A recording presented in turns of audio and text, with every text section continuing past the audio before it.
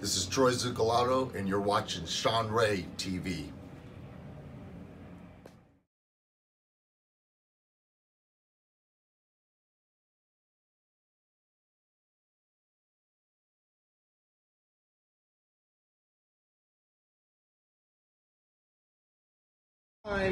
Fitness champion, world champion, Oksana Grishina.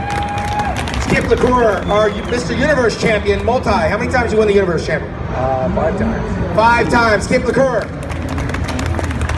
I'm the host, Sean Ray. We're here to talk to you guys a little bit about bodybuilding, obviously fitness with our only female on the panel, and the new craze, which is classic physique. We'll get Reagan and Danny maybe to pose down a little bit later.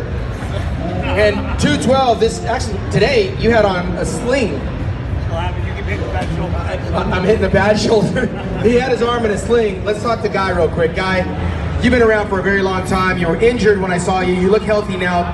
Tell the audience what's happening with you. You got a microphone or no? There you go. Take Reagan's. The rookie. Go ahead. Gotta earn your stripes, pal. You gotta speak louder. Gotta earn your stripes, pal. So, football background for 15 years, getting hit for 15 years, and training the way I train. Just my shoulders are banged up, so I had to get a surgery where they go in and they cut your bicep tendon away from the labrum, and then they drop the bicep tendon down with an anchor. They drill a little hole in your humerus, then they drop the bicep tendon into your humerus, so your bicep tendon and your labrum is no longer attached. So I got this one done June 26th.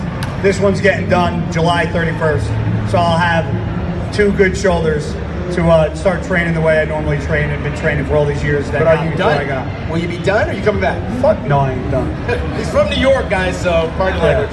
New Jersey. Yeah, no, not done. Not even close. I got a good 4 or 5 years left in the tank, so definitely not going anywhere for a long time. All right, somebody that's not going anywhere. Jay Cutler, ladies and gentlemen, a cut above.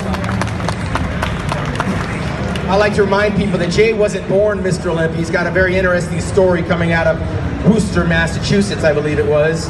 A former teenage national champion. That's where it all started for Jay, but Jay didn't go from teenage national champion to Mr. Olympia. A whole lot of things happened in between before he created his Hall of Fame bodybuilding career and his entrepreneurial bodybuilding legacy that he's building now. Jay, take us back to when you were a teenager, because very rarely do we even see teenage bodybuilders anymore. You were there coming up behind a lot of legendary teenagers. As a matter of fact, I think you competed against Branch Warren in that teenage national championships. But take us back to where it started and where you are today.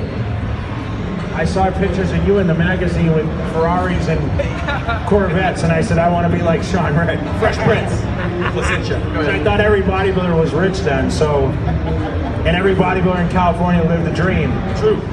And I lived in Massachusetts, so for me, you know, I wanted to be something great. I never realized that bodybuilding would ever take me to the places that it's taken me and continues to take me even after retirement. So I think everyone has a dream or vision what they want to do, and I think some people are scared to pull the trigger to do it.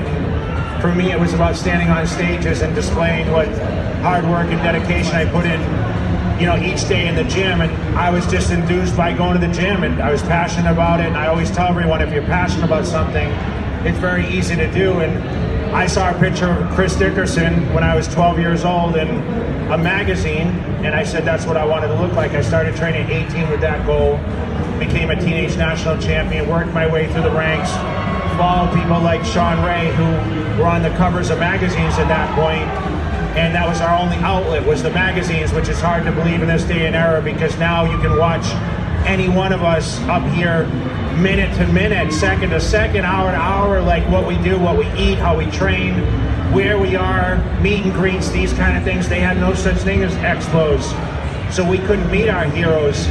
Today we're at the advantage of being able to watch our heroes on YouTube and be able to meet at the expos and watch at bodybuilding shows, which are now in abundance, where there were very few and far between back then. So I mean, we didn't even know, and I always tell this story with the Mr. Olympia competition when Sean was competing.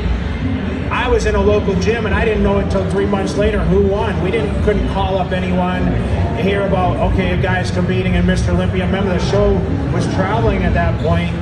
So for me, you know, it's advanced so much now, and I think now I'm still as much of a fan of the business and seeing the younger generation come up and trying to be a role model for the people that have that vision of being great. it's just awesome you guys come out here and support this event, support all us athletes, and hopefully that the next one stands in this, or sits in this audience that's going to be next to reach the stages and potentially be any one of us up here.